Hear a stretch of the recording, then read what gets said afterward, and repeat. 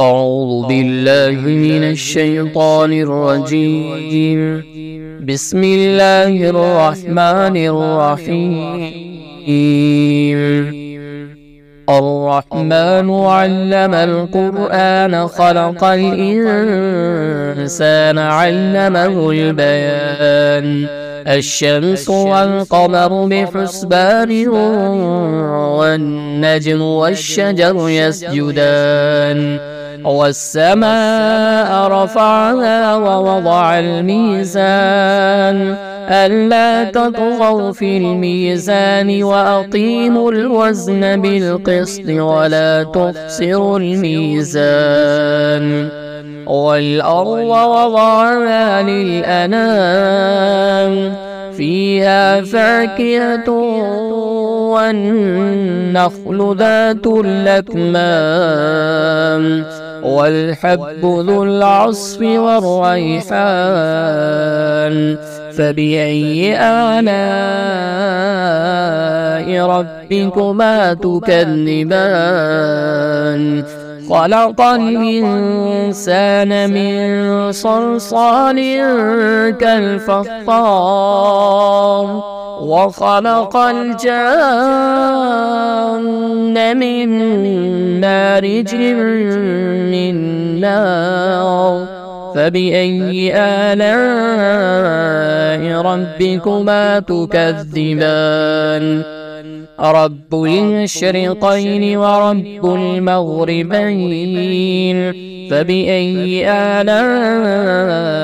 ربكما تكذبان مرج البحرين يلتقيان بينهما برزخ لا يبغيان فبأي آلاء ربكما تكذبان يخرج منهما اللؤلؤ والمرجان فبأي آلاء ربكما تكذبان وله الجوار المنشآت في البحر كالأعلام فبأي آلاء ربكما تكذبان كل من عليها فان ويبقى وجه ربك ذو الجلال والإكرام فبأي آلاء ربكما تكذبان يسأله من في السماوات والأرض كل يوم هو في شأن فبأي آلاء ربكما تكذبان سنفرغ لكم أيها الثقلان فبأي آلاء ربكما تكذبان يا معشر الجن والإنس إن استطعتم أن تنفذوا من أقطار السماوات والأرض فانفذوا لا تنفذون إلا بسلطان فبأي آلاء ربكما تكذبان يرسل عليكما شواظ من نار ونحاس فلا تنتصران فبأي آلاء ربكما تكذبان فإذا انشقت السماء فكانت وردة كالدهان فبأي آلاء ربكما تكذبان فيومئذ لا يسأل عن ذنبه إنس ولا جان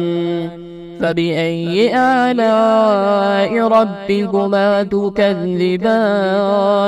يعرف المجرمون بسيماهم فيؤخذ بالنواسي والأقدام فبأي آلاء ربكما تكذبان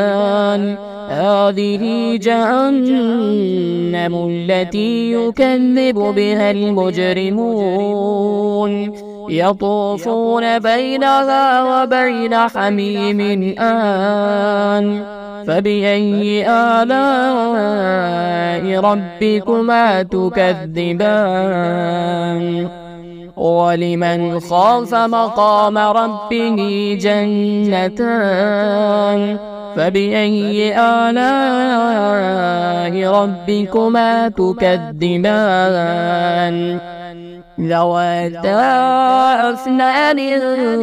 فبأي آلاء ربكما تكذبان فيهما عينان تجريان فبأي آلاء ربكما تكذبان